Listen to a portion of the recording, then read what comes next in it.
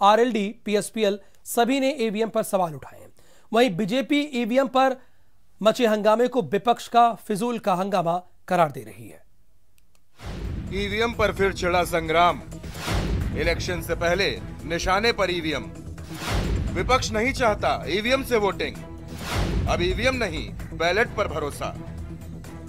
EVM को लेकर एक बार फिर सियासी गदर छिड़ गई है। असल में ये मुद्दा इस बार इसलिए गर्म हो गया क्योंकि सैयद शूजा, जो खुद को ECIL electronic corporation of India limited का पूर्व कर्मी बता रहा है, उन्होंने लंदन में एक प्रेस कॉन्फ्रेंस करके 2014 के चुनाव में ईवीएम के हैक होने का दावा किया है। हालांकि अपने दावों को साबित करने के लिए उनके पास कोई भी सबूत मौजूद नहीं था। शूजा ने चुनाव आयोग को भी निशाने पर लिया। हालांकि चुनाव आयोग ने इस तरह के सभी दावों को खारिज किया है। वहीं सरकार की तरफ से रविशंकर प्रसाद ने कहा कि हैकिंग के विवाद में जिस आशीष रे का नाम आया है, उससे कांग्रेस अध्यक्ष राहुल गांधी ने लंदन में मुलाकात की थी।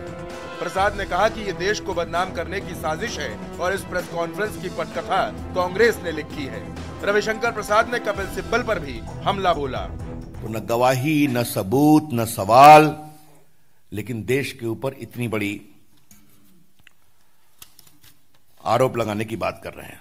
किस हैसियत से कपिल सिब्बल वहां उपस्थित थे? मेरा स्पष्ट आरोप है कि कपिल सिब्बल पूरे मामले की कांग्रेस की तरफ से मॉनिटरिंग करने गए थे।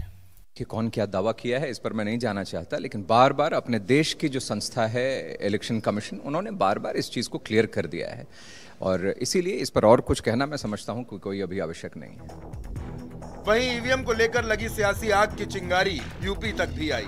मायावती, अखिलेश और जयंत चौधरी तीनों के निशाने पर ईवीएम रही। मायावती ने कहा कि ईवीएम के मुद्दे पर गंभीरता की जरूरत है। वहीं अखिलेश यादव बोले कि जापान जैसे देश में ईवीएम से वोटिंग क्यों नहीं होती, ये भी बड़ा सवाल है। साथ ही आरएलडी उपाध्यक्ष जयंत चौधरी ने भी ईवीएम पर सवाल उठाए। इसके अलावा शिवपाल सिंह यादव ने भी चुनाव ईवीएम के बजाय बैलेट पेपर से कराने की मांग की। जापान दुनिया में सबसे ज्यादा टेक्नोलॉजी में, साइंस में, हर क्षेत्र में आगे है। आखिरकार जापान जैसा देश ये ईवीएम मशीनों को क्यों इस्तेमाल नहीं कर रहा है, ये सबसे बड़ा सवाल है। भरोसा नहीं है उसे ईवीएम पर, तो हम अपने लोकतंत्र का भरोसा ईवीएम पे कैसे कर लें? अगर एक भी मतदाता को पोलिंग बूथ से लौटा दिया जाता है ये कह के कि मशीन खराब है, तो ये लोकतंत्र के लिए का क्रूर मजाक है। पहले बताया गया था गर्मी में फेल हो जाते हैं, कैराना में कहा नहीं, सुबह सुबह सर्दी में फेल हो गए थे। चुनाव आयोग की जिम्मेदारी बनती है कि स्पष्टीकरण दे और किसी के मन में भी शंका है उस शंका को दूर करे। ईवीएम पे कोई भरोसा नहीं है। जब जनता को भरोसा नहीं है तो बैलेट पेपर से ही चुनाव कराए जाएं, ये हमारी मांग है। चुनाव से पहले एक बार फिर ईवीएम पर ऐतराज शुरू हो गया है।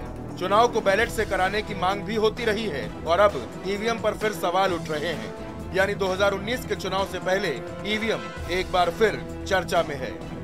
ब्यूरो रिपोर्ट, भारत समाचार। ईवीएम विवाद पर केंद्रीय